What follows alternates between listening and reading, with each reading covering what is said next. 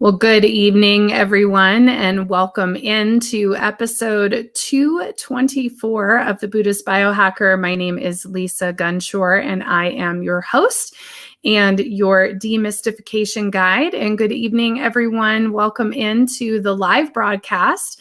Hi, Eve. Hi, Carolyn. And for everybody who's joining in the live, I would love to know that you're here and where you're from. And also just a little pulse check. Let me know how you guys are feeling. Hi, Michelle. Let me know how you're feeling this month. We're already at September 20th. This month has flown by. Hi, Gwen. Welcome in, everybody. And welcome. And hi, guys. Oh, hi, Mary. Hi, Claire. Oh, I love it. I have missed everyone so much. As you know, I have been just a little bit quiet the last few weeks. Hi, Karen. Welcome, everybody. Oh, my gosh, Mary McCrimmon. Hi, guys. Oh, I'm so happy to see everybody here. Welcome in.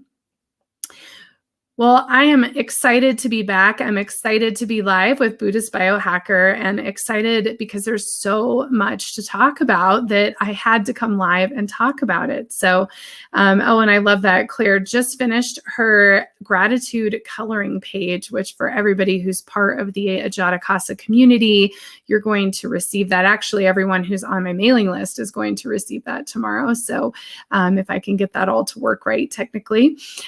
So thank you so much, Claire, for that. And hi, Tracy. Everybody is coming in. Oh, I love you guys so much. Hi, hi, hi. And yeah, just share how you're feeling. Absolutely how you're feeling. And if you're ready for this full harvest moon, can you believe it's fall already here? And it's also the equinox. Hi, Michelle Krantz. Hi, guys. Hi, Christy. Wow, so many great folks here. And we have so much to cover tonight. I'd like to really kick it off and start talking about the energy of September, even though we're at the 20th already. But I just want to recap a little bit about that. I also have in my notes, we're going to talk a little bit about some news, and we're going to talk a little bit about the injections as well. So there's lots of stuff to talk about tonight. But really want to start out by sharing the September message of the month, which was all about containment and the pillars of fire and light. And if you did not get a chance to read that yet, it is in the Ajatakasa app under Sacred Council. And if you are not part of the Ajatakasa app, come join it. But you can also get on my mailing list at lisamgunshore.com and you will receive the messages for the month. Hi, Becky. Oh, I'm so happy to see you here too. I miss you, Becky. We still need to go and do some hiking or paddleboarding or something. I just watched Following the Golden Thread. That is our Buddhist Biohacker video of the week. And we talked about you, Becky, in that show. And we were talking about really not having to cite all sorts of information and being able to really say that we know the information inside ourselves. So just a reminder to everybody, I'll remind you again as well. And hi, Nina, welcome in. So many great people here. I love it. Okay, so we're going to start by talking about the September message. So this month's message was all about being pillars of fire and light. And what exactly does that mean? And the message that I received from Spirit for the month of September was, it is time to rest. Beginning in October, we will be called upon as pillars of strength. And so this entire month was focused on containment and self-care. So I'd really love to hear from each and every one of you that here in the live, but also if you're watching the replay later, you can share it in the comments. But how are you honoring self-care this month? And what does containment mean to you? And part of the message was, we'll draw our energy back into ourselves and create sacred space within our vessels in preparation for what is to come the remainder of the year. And this is about clean food, clean environment, good rest, good exercise, connecting with nature. So it's really important to contain your energy. So when we talk about containment, there's a shadow side to that, right? Which is the isolation that we are feeling right now for those of us who are in quarantine, or those of us who are choosing to isolate rather than engaging in the world in whatever way we don't want to engage. But that containment energy, that shadow side, we can really turn to the light. And that's really the very first thing I want to talk about tonight, is really going with the flow of the energy rather than fighting against it. It's so important for us to recognize the energy of the collective right now, the energy of fall for those of us in the northern hemisphere. I know in the southern hemisphere, you're coming into spring. But here in the northern hemisphere in fall, it's about hibernating, it's about closing down. And we also are going into flu season. So we anticipate that there's already been, at least here in my neck of the woods, there's already been some lockdowns and quarantines in certain areas based on some, numbers of the virus and that kind of thing. So we want to go with the flow. So instead of fighting against that quarantine or that isolation or going within, instead, we want to look at it as self-care, stillness, peace, and really being quiet within ourselves and containing our energy. And so I'd love to hear from you guys how you are containing your energy and how you are taking care of yourself. For me, self-care has been so important. I have gotten lots and lots of rest, and I've actually disengaged from a lot of activity with electronics, which is why I haven't been live that much. Really taking time for myself and time with my journal, time to rest. For those of you who have seen all the peacock messages coming from me, this is my new journal that I got that has a peacock on it, even because the peacock has been so important. And the peacock is very transformative. It isn't the totem, the animal totem I'm going to talk about tonight, but I'll talk about it anyways. The peacock is all about transmuting.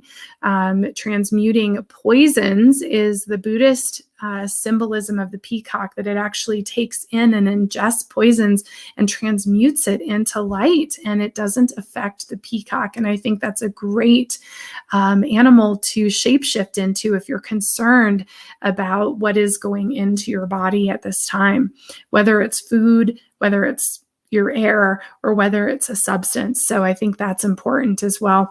But the other thing I love about the peacock, I'd love to share one of my favorite stories about the peacock, which is Kuan Yin. As you know, Kuan Yin is a bodhisattva. She is the female bodhisattva version of compassion. So the male is Avalokiteshvara, which is the incarnation of His Holiness the Dalai Lama. And the female version is Kuan Yin. She's known as the great mother of the world. And Kuan Yin used to be on the planet, and she took care of all animals, and they loved her so, so much. And one day, Kuan Yin announced to the animal kingdom that she was going to leave. It was time for her to leave the planet, and they were very sad. And they all got in a circle. You kind of want to imagine like how the animals circled around Snow White or Cinderella, right? Back in those myths and fables. And all of these animals surrounded Kuan Yin, and they said, "Oh, Kuan Yin, what are we going to do? Like, who's going to take care of us? Who is going to take care of us?" And she said, she thought about it for a minute, and there was this ugly brown bird, this very ugly brown bird. And she asked this brown bird, "Come here, little bird, come here." And so that brown bird came to Kuan Yin's feet, and she said, "Come here." And she tapped this ugly brown bird, and it turned into this beautiful turquoise, and its feathers opened all the way up, and you could see its eyes, and it became the incredible and exquisite peacock as we know it. And Kuan Yin said, "You are the keeper of my 100 eyes. And this is how I will see you and know everything that is happening each and every day. Even when I am not here, my 100 eyes will be here." So that is my favorite proverb about the peacock. I love it so very much. So I share that with you guys. And just remember, the peacock is very sacred and very special for so many reasons, and was also talked about in Following the Golden Thread too, which I thought was cool. When I was watching that today, I was like, wow, look at the synchronicities. It's following the golden thread. Truly, truly. So I'm seeing Karen is sharing here. Yes, self-care is so important. I am working out, doing my physical therapy, got a massage, salt baths, meditating, and watching lots of Buddhist Biohacker videos. I love that, Karen. And yeah, self-care is really, really important. So please continue to share. If you guys have any tips or things that you're doing that you think are special for self-care, I love that, because having a self-care ritual is really important right now, especially as we move into the colder months, moving into the dry months as well. Oh, I love this. April is sharing. Hi, April. She says the peacock also represents the light body in medieval art. So that's pretty cool too. The peacock is very special. Not the totem I'm going to talk about, but we talked about it too. So that's all good. So I want to go back to this containment piece. Okay, so containment and self-care are our focus for this month.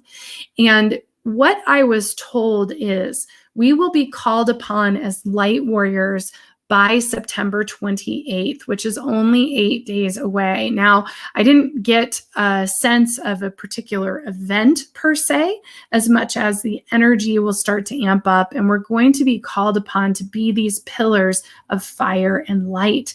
And I want to share this. The pillar of fire is the presentation of the unity of Brahma, the creator, Vishnu, the preserver, and Maheshwara Shiva, the dissolver. Okay, so you have the creator, the preserver, and the dissolver, which is also the sun, the cosmic waters, and fire in the elemental realms. And the alchemy of the pillar of fire, of these three elements together, is the refining fire.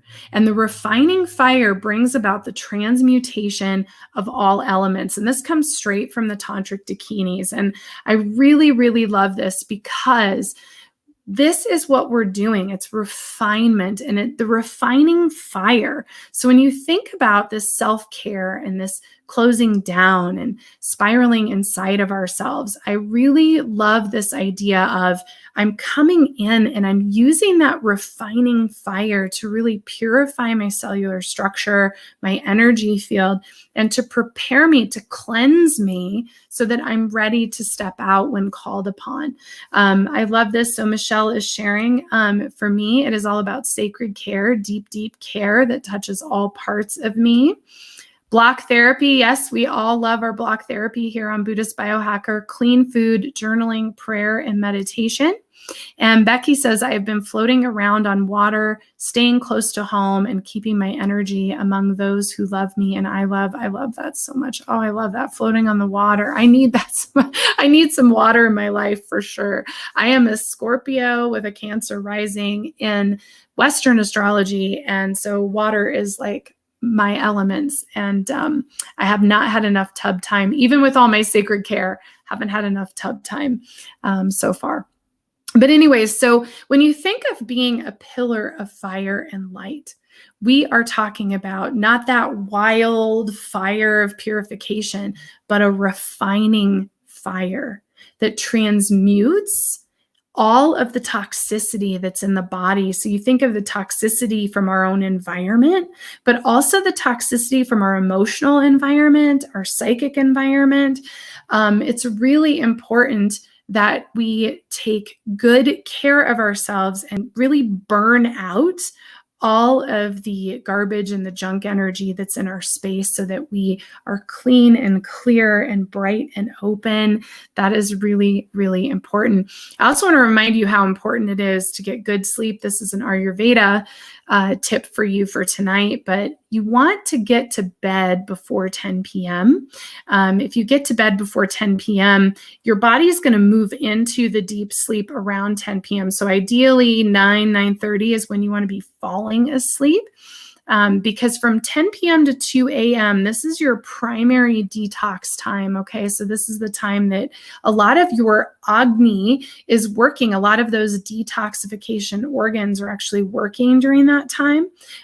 So it's really important to be asleep. For those of you who are night owls, or you tend to stay up until midnight, or you end up scrolling until midnight or 1 a.m., don't do it, because that time is actually really, really critical for that purification, for that that refining fire in the body that the body actually produces to clear the cells. So it's really important to do that as well. So going back to these pillars of fire and light, so we talked about what the pillar is, and this marks a turning point in the life of every cosmic soul that accepts the invitation. Our Kundalini is going to awaken and illuminate our subtle bodies. This is a time of great personal strength and revelation. How many of you, show of hands, right, on the comments, I guess, but how many of you have had revelations during the last 2 weeks? How many of you have been asked or invited to step into your personal strength? How many of you have felt that illumination of your subtle body? Because that's what's happening in the month of September, and we're already 20 days into it. So we only have 10 days left. So this month is about illumination, burning away the toxicity and illuminating our subtle bodies. It's a time for revelation. And it's also a time for us to reflect on our spiritual ideals in our actions and our way of living. So what are our spiritual ideals, right? Like, what are those? And how are they changing? I'm very curious about this with everybody. How have your spiritual ideals changed? And are those ideals falling away, right? Are they falling away? Tracy, I can't stay asleep. I'm up every several hours. You know what? I have had that issue the beginning of the month. So the first 2 weeks of September, I was waking up at 2, 3 a.m., which is a liver indication in the linear, but it's also just very active astral body. And then the last week I've been oversleeping. So I'm trying to find some kind of balance with my physical body. And I'm getting all sorts of yeses here from you guys about all of this. So good. So spiritual ideals, they are changing. And I know that my own personal belief system is changing around spirituality, around fate and destiny, around predictions and psychic work. I'm really coming into a new space and a new understanding with this. And one of the things, I'm not going to talk about it tonight in depth because I'm actually going to do we'll have a separate live next week to talk about all of the future predictions and what's really happening with our timelines and quantum time. But I do just want to share that part of what I'm seeing and understanding is this hook, this addiction, right, to knowing the future. And we all do it, right? And it goes back to the teaching of the divine feminine and the chaos versus order. And we're going to talk about that at the end of the show. So I'll get into that deeper, but that's part of how my spiritual ideals are changing. And maybe your spiritual ideals are completely falling away, right? Because what is an ideal, right? It's an expectation. And the whole point of our spiritual journey is to release those expectations. I love this. So Gwen is sharing lots of review and past events coming back up for release. So Gwen, this is a huge, huge point because we are going to move into the Mercury retrograde. So let me find my little info that tells me that because I know it's here somewhere. I believe we are in the pre-shadow of Mercury retrograde. Let's see. Here we go. Okay, so Mercury retrograde begins in 6 days on September 26th. So the patterns that are showing themselves to you are what you're going to heal actively during retrograde season. So we're in the pre-shadow of Mercury retrograde. So Gwen, this is such a great thing. Lots of review and past events coming up for release. And I've seen a lot of past purification. You are being shown for sure what you need to focus on. Oh, Jen, I love you, Jen, so much. I do have to just interrupt and say, Jen, the yak heart treats that Rick gave me to give to Cauldron, she loves so, so, so much. You can tell that she just loves a high vibrational treat. So thank you. Tell Rick thank you for sure. And yes to the past events. So when we talk about these past events, so both, it looks like a few of you, and I'd love to know anybody else that's experiencing that. But in the pre-shadow of Mercury retrograde, we're being shown what wants to heal over the Mercury retrograde time period, which starts in 6 days. Okay, so Mercury retrograde starts September 26th. So take note right now while we're here on the live. Oh, I love it. There's 22 people on the live, 22. That is the number for Mary Magdalene and the Divine Mary complex. Beautiful. Oh, but now we're at 23. Let's see if we can get to 44. That would be awesome because that's another great angel number for us. But anyways, so I want everybody to just stop for a minute right now and just take note. If you haven't already in your journals, take mental note. What has been coming up for you? What emotions, what conflicts? Maybe there's positive things that have come up. What relationships have come up? Maybe there's some past issues that have arisen. But whatever is coming up, whatever's bubbling up, this is your work for Mercury retrograde. And the key here is not to complain about Mercury retrograde and, oh my gosh, it's going to be wild, but instead take your power back. That's what we're practicing as a community, right? And here on Buddhist Biohacker, it's all about quantum femininity. So we're going to take our power back, and instead you're going to say, this is going to be my inner work and my prompts for Mercury retrograde. Because if you work the energy through the Mercury retrograde time period, then you're through it. Then it's done, which is really great. Then you can move on. So if you've had past relationships come up or you've had certain conflicts, I know there's a lot of fear energy that's come up across the planet, especially in the US after the mandates, and there's so much going on. I mean, there's just terrible things going on in Australia and just all over the world. And so this is stuff that's coming up to be purified. So ask yourself, how is this impacting me?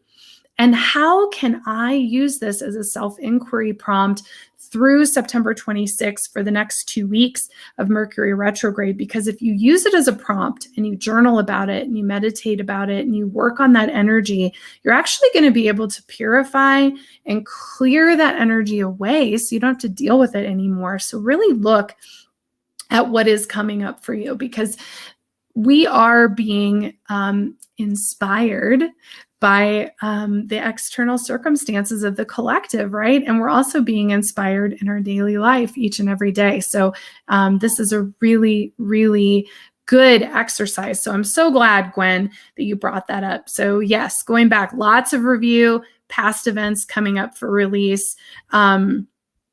Christy's saying she's been afraid of her power.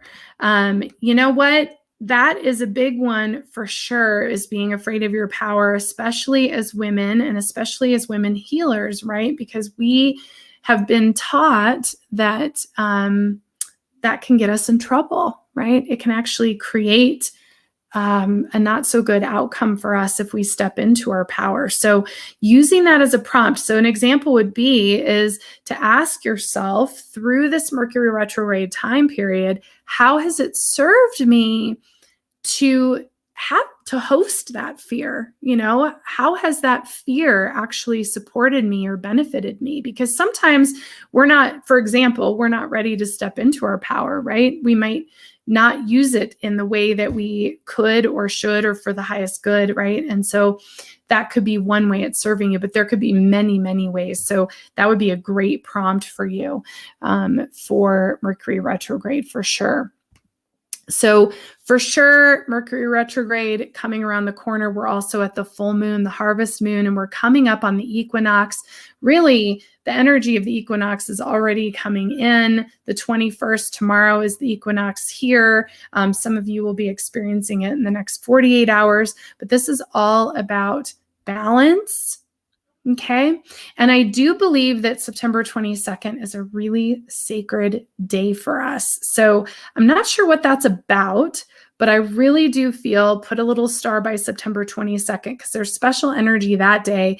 And then September 26th is the last 22 master day of the year. So for those of you who follow master days, whether it's numerology or if you're following the Mary complex or the divine order of Mary Magdalene, any of that energy.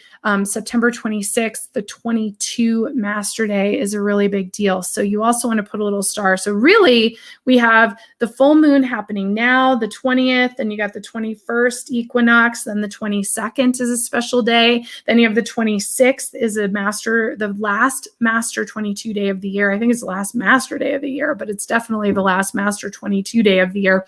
And then Mercury retrograde starts 26. So we have a jam-packed week in front of us and a jam-packed conclusion to the month. So again, the energy is starting to ramp up to that September 28th date where we're going to be called to action as light warriors and to be those pillars of fire and light. So we have 8 days left for containment and self-care. So it's about how well we can hold our containers as sacred, because this really is a vessel. It's really a vessel for our soul, for our energy, for our etheric bodies. It's just a vessel.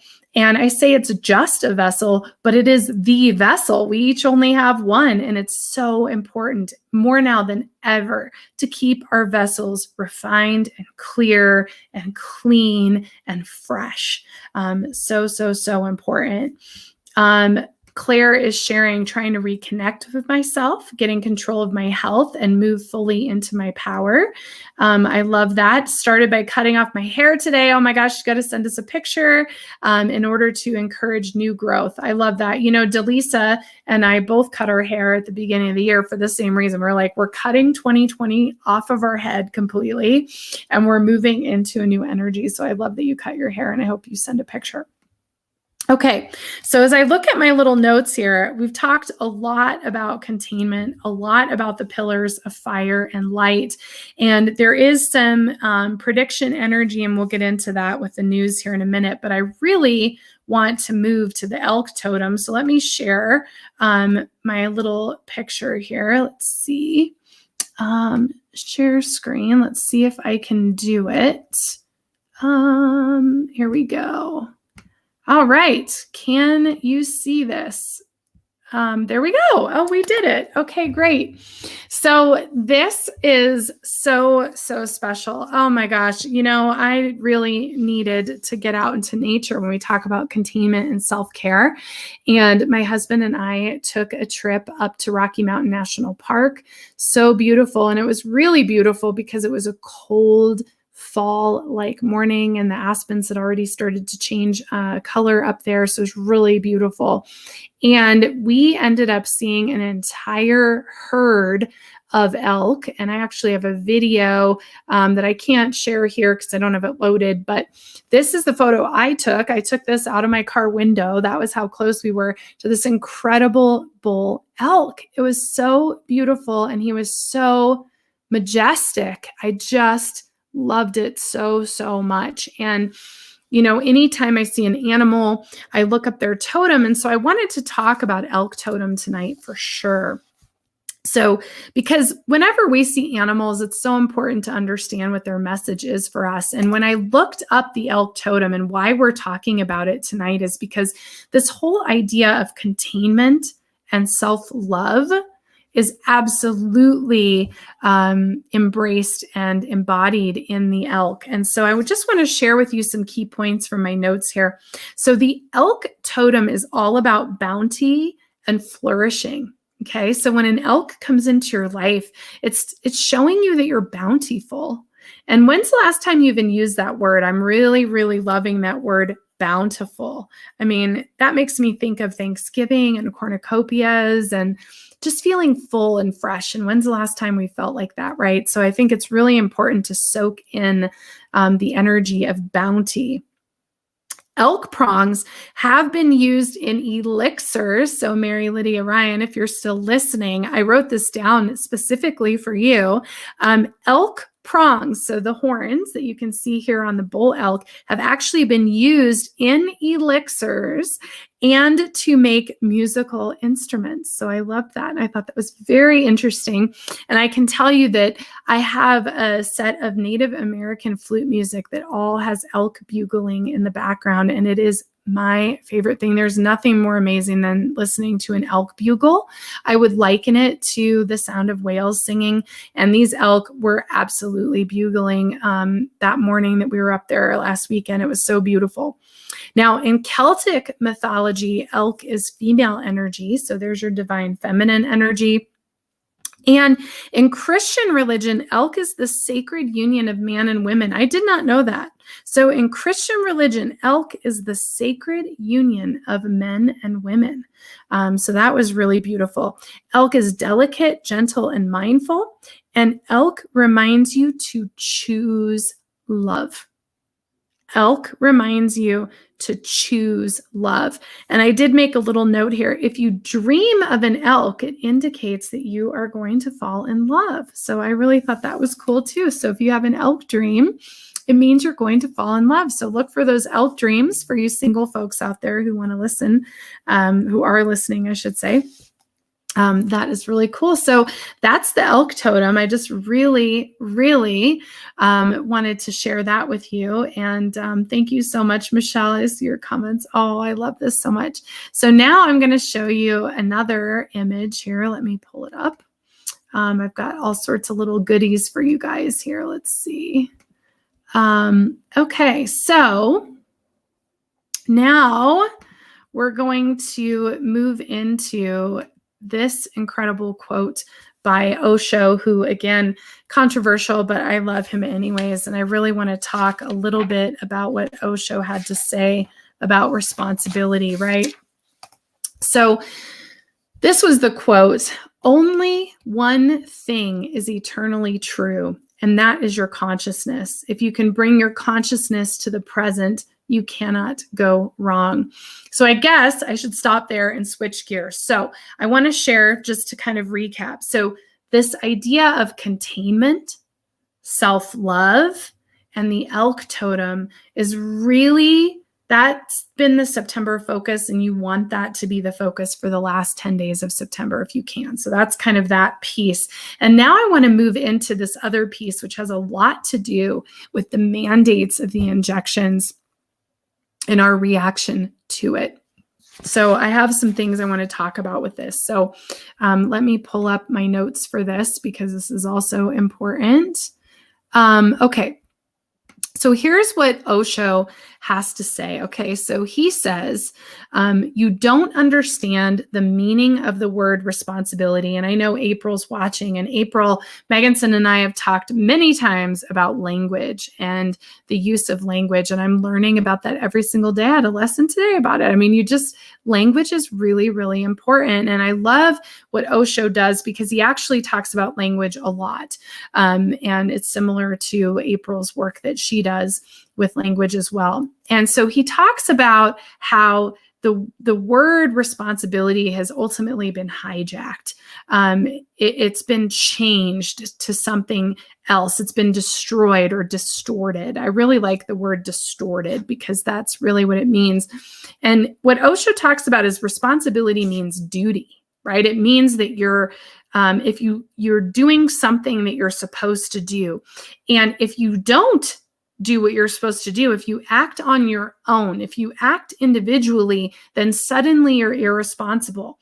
Now, how many of you guys are seeing that across social media? And there's a really important point as to why I am talking about this tonight and talking about this on my show, because I think it's really important, is there's a lot of finger pointing of being irresponsible with our decisions, whatever those decisions are. And this is specific to the injections, but it's obviously applied across the board to anything.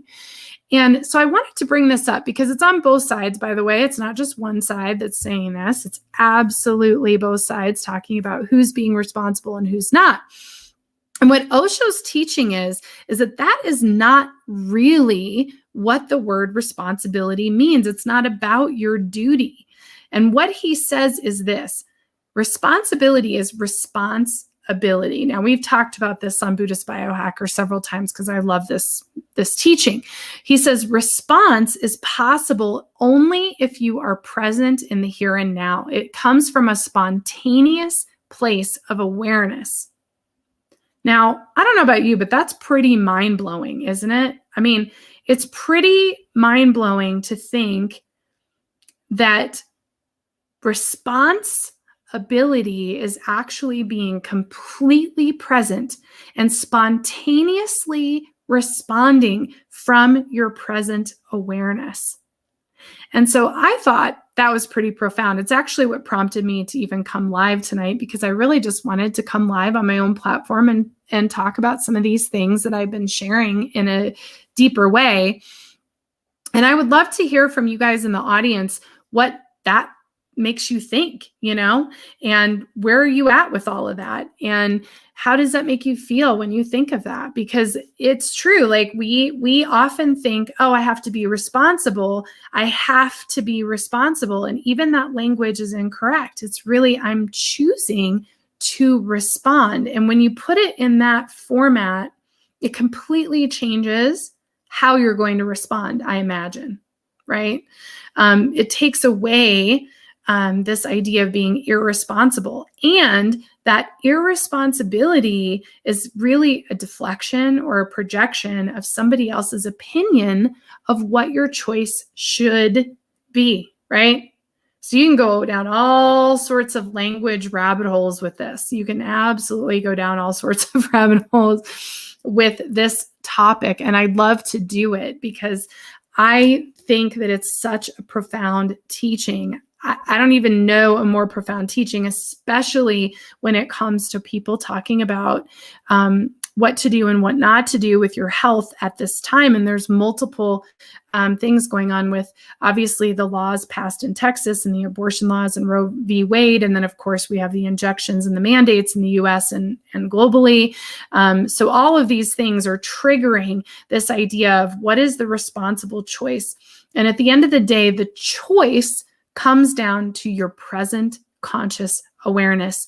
And so the idea is whatever you do out of conscious awareness will always be in right action. Let me say that again. Whatever you do in your present conscious awareness will always be in right action because you are present and you are conscious and you are aware.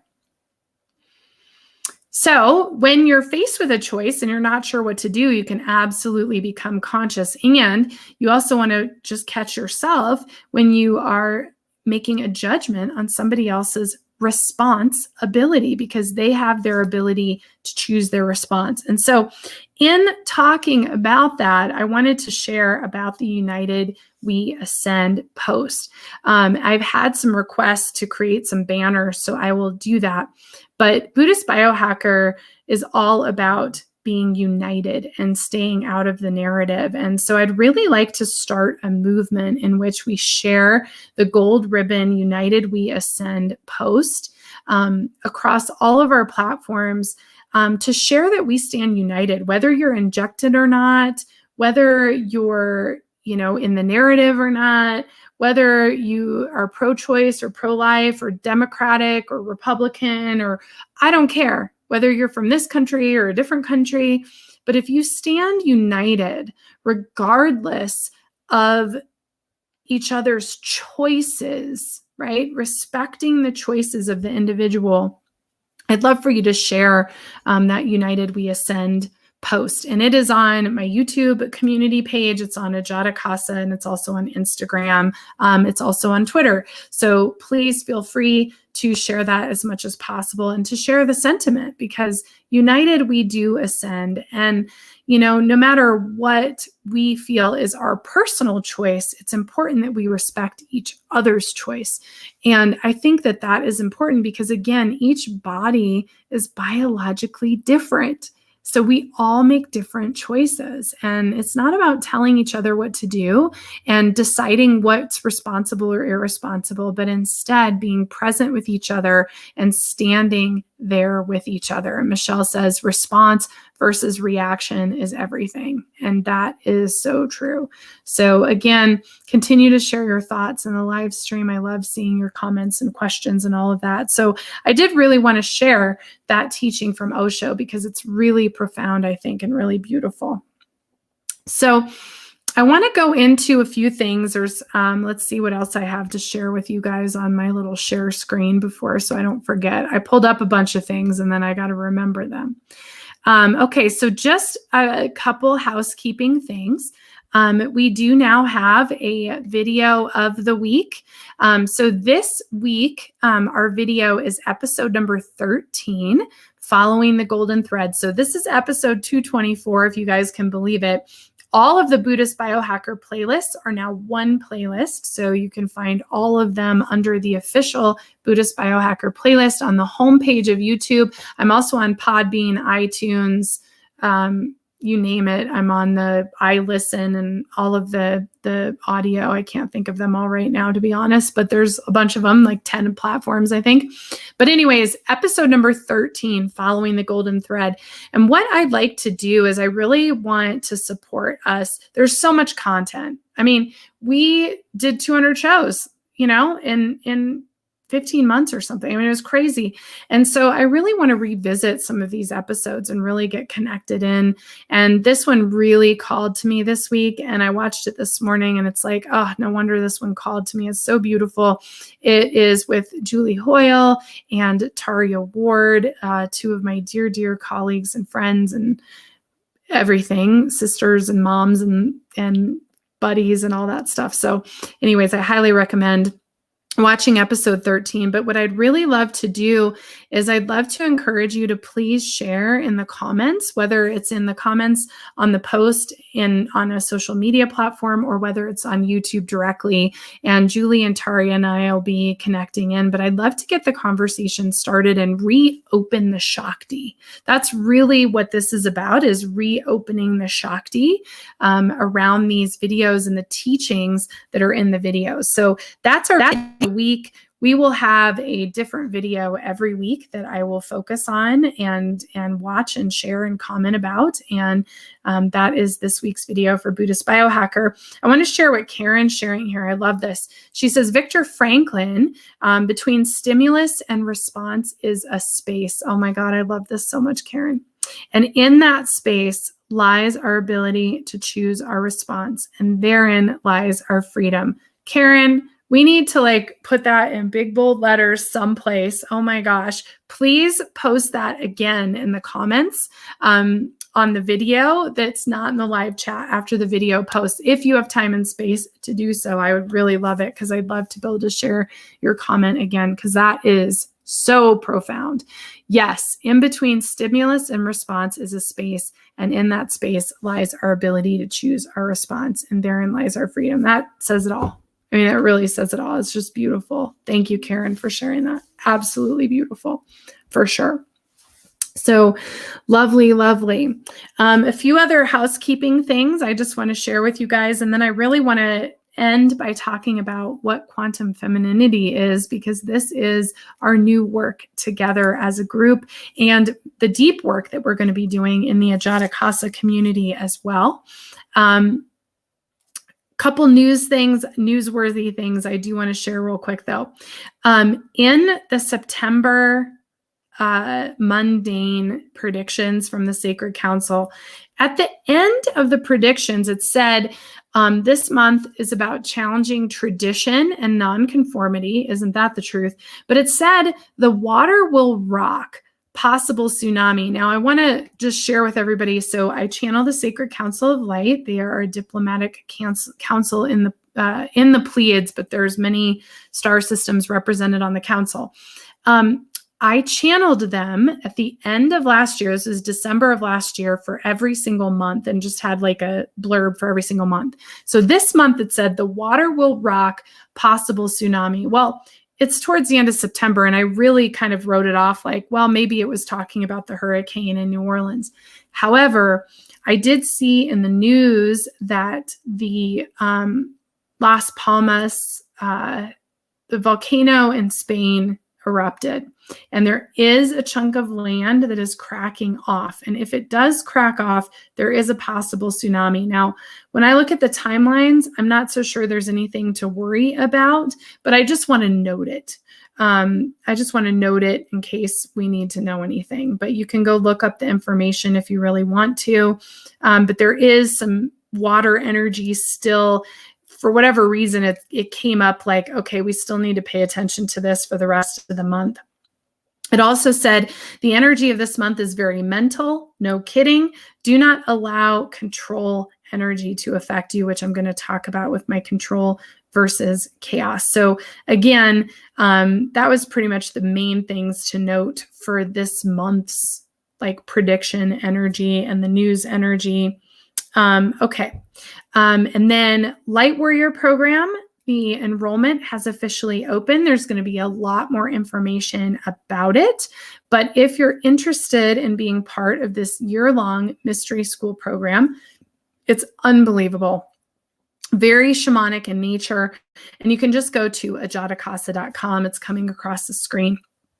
It's free to put your email in, and you're going to get a sneak peek with 3 special videos from this year's Light Warrior program that you'll be able to watch and connect in with and see if you're interested. We've got some informational calls coming up. The next one's on October 2nd. There's more information. You can also fill out a form to be a part of that call directly on the Light Warrior page as well. So when you go to ajatakasa.com, just click Light Warrior. It is a year-long program working with myself and other faculty members from the community and across the globe. It's going to be really incredible.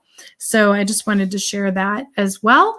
And the last little housekeeping thing before we get into Quantum Feminine is just the Ajatakasa app is going to move to web version only starting Wednesday.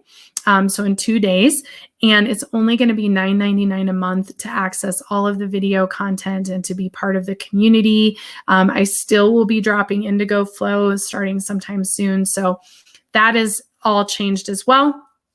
So, and we do have a full moon circle tomorrow at 9 a.m. for those of you who are in the community. Okay, so all of that to say, I wanted to close and just kind of begin to introduce to you this idea of the quantum feminine and what is that really.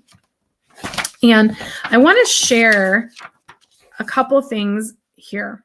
Okay, so the feminine is chaos and the masculine is order. So chaos versus order. Okay, this is the masculine versus the feminine, okay?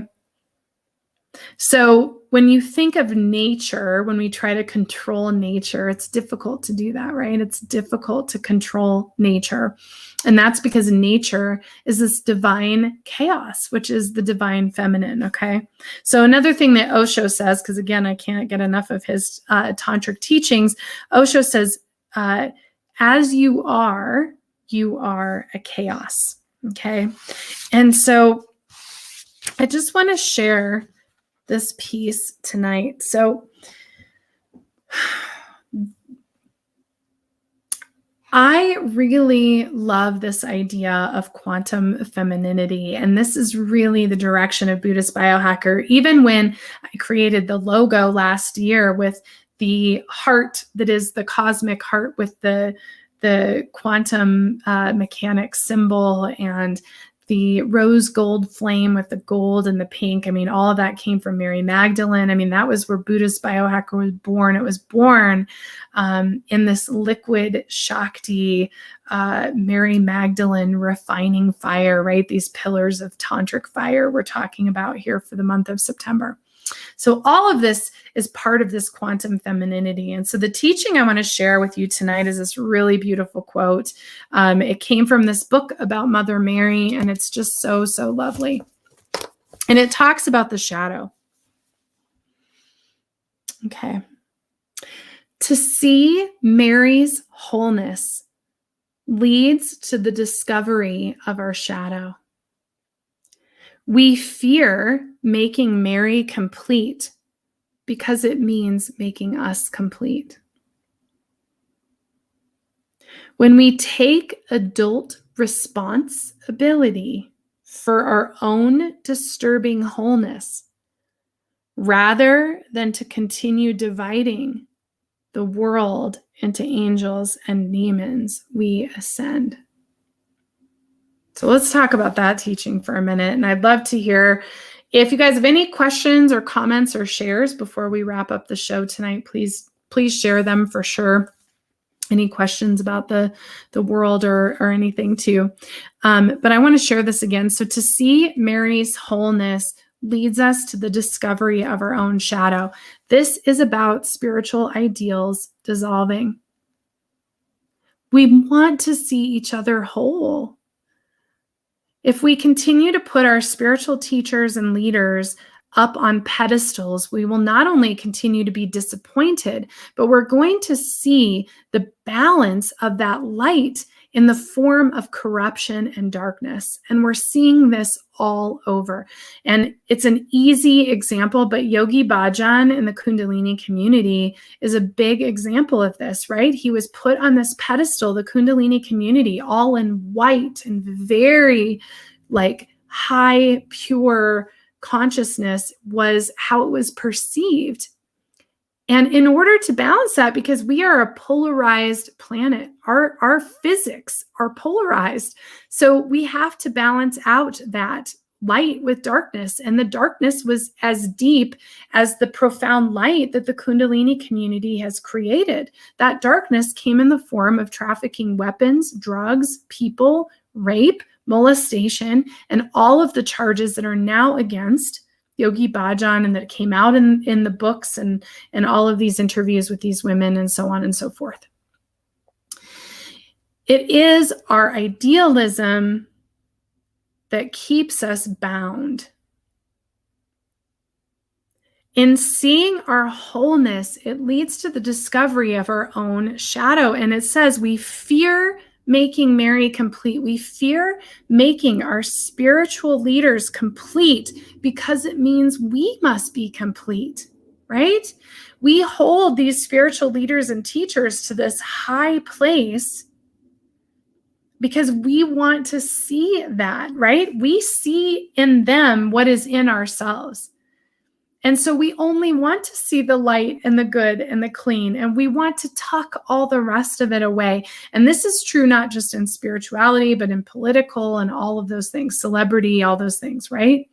And that is what is happening. That is what this collapse of 3D is, right? It's the collapse of the guru, of the celebrity, of the leader, of the teacher, of the politician. Like, this is the time for us to become our own leaders and our own gurus. And the only way to do that is to become complete.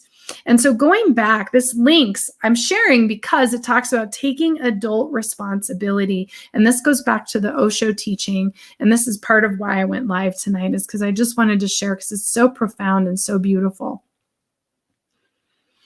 Taking adult responsibility for our own disturbing wholeness. Responsibility by choosing to respond to our own shadow. This, rather than continuing to divide the world into angels and demons, we want to stop with the dark and the light and the light's battling the dark. And it's this battle and this war, and we will win, and God wins, and all these things. Those can be inspiring and they can be beautiful, but they're also an ideal. And this is the collapse of that. And the sooner that we see that there is no savior to save us, but in fact, the only way to save ourselves is to see ourselves in the light and the dark. And it's profound and it's difficult and it's hard to integrate when we see people doing bad things, or I like to say Dr. Evil's doing bad things in the world, right? But we still are that. Because that exists to counterbalance the light. You cannot be only light and you cannot be only dark. It isn't possible. It is not possible. Now, I love this. So Karen's sharing, our gurus are still having a human experience just like we are. It's important to see everyone's humanity and to understand we are all equal as we are all one. Yes, yes, exclamation point. And Carolyn says, it is an interesting contrast, though, isn't it? What you are taught or instructed to think or do versus knowing and listening to knowing the space between the spaces and becoming your own leader and teaching. It is interesting, right, Carolyn? And I can't wait to get you on, and we're going to talk about galactic spiders. I'm getting ready for that. So you'll get that email soon. But yes, what we are instructed to do versus knowing what to do and becoming our own guru. And that's a lot of what episode 13, Following the Golden Thread, is about, by the way, is about that very thing, is listening to your own teacher inside yourself. It is the collapse of spiritual ideals. That's what this month is about. It's the collapse of ideals in general, right? It's about being in our humanness and allowing our wholeness. And none of us are perfect, and it's okay. Like, it's totally okay, you know? And I think that that's a lot of what the self-care has taught me this month, to be honest. A lot of just kind of closing down and going within in my own space is what's come for me is really realizing that I'm human in the sense that I don't have to do it all, and I don't have to save everybody, and I don't have to reach that ideal, because I do get caught up in that. Like, me personally, I get caught up in this idea of, well, I have to be more spiritual, or I need to be less personal, or I need to be this or that to like be here on this platform on YouTube. And then it's like, no, I think I just need to come live and just share what I'm thinking, and who cares? Like, we're going to all just talk about it. And, you know, it's okay if you agree, and it's okay if you don't agree. Like, it's okay. And so I think that's really important, is being able to hear each other and to be able to listen and to share, you know, and live life spiritual direction. Love this. Denise, I think that's you. Thank you, Lisa. I agree. This morning I did Ho'oponopono. Yes, prayer for many of the controllers of darkness that I could think of. We are all one. Yes, we've got to love them all, because what we're seeing in the corruption and the violence and the darkness is our own corruption and violence and darkness. And there are parallels. So you want to look at that. I mean, that's part of what this Mercury retrograde is going to call to action, is for us to see the darkness. Oh, good. It is Denise. I thought it was. And I would say Denise is our resident shaman for sure. We have lots of shamans in our community, but Denise, definitely you hold that space for sure. So those are my teachings and my shares. And this is going to be sort of my new format, I think. But I really, you know, I put a lot of thought into what I post out there for you guys on social media and in the Ajata Casa community. And I wanted to share more about what those thoughts were, rather than just the words themselves on the post. And again, for all of you in Ajata Casa, we're also, if you guys want to be part of watching the video from the Light Library this week, it's a really great video with Ariane Thomas sharing about releasing your fears of ancient plagues and illnesses. I've had a lot of Holocaust energy come up. I don't know about anybody else. And I was really surprised about when I did the meditation about where the energy was coming from. So if you're in the Ajata Casa community, the directions, if you want to access that, is in there.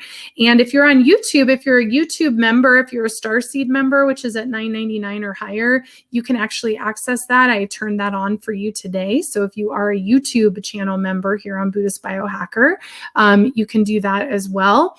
And if you're not in either place, it's time to join, I guess, would be what I would say. I'm trying to keep it as accessible as possible. We have lots of information here. Okay, we have Claire saying, denying the dark and its value, denying our shadows and wholeness will create dysfunction, chaos, and eventually evil, pain, destruction. Acknowledging and embracing the dark allows for rest. It does, because the dark cave, the womb, that's where we rest, for sure. And thank you, Karen. Thank you so much. And I love you too. And thank you. And Carolyn, thank you for loving the new format. Yes, we're going to do this more. And again, tomorrow we have our full moon circle, and it's actually very focused on the equinox and balance. That's at 9 a.m. Mountain Time. So if you're in the Ajata Casa community, the link is already up under Sacred Council. And if you're not in the Ajata Casa community, you can email me at mail, M-A-I-L, @lisamgunshore.com, and I'll send you the link for tomorrow. And again, you guys, keep the comments coming. I love you all so much. It has been 1 hour. We have completed episode 224. And let's spend the last 10 days of September in containment, in sacred self-care. And let's be ready to be the pillars of fire and light that we are meant to be. Thank you so, so much. And thank you, Tracy. Also, I'm seeing all sorts of comments here. I love this, Denise. I just read a book that was set during the Holocaust. Yeah, lots of parallels for sure. And there's a lot of energy up to be purified there, I think, as well. And Tracy, this new direction is expansive. We'll be healing in a new dynamic. Yes, I love it. Yes, we're going to use these incredible resources of light that we worked so hard to build last year. So thank you so, so much. Thank you, Mary. Thank you so much. Thank you, everybody, for listening. Have an incredible week. And I will see all of you at the Moon Circle tomorrow. And I will be back here live on Buddhist Biohacker probably in the next week. Thanks so much, everybody. Have an amazing, amazing week. Bye-bye.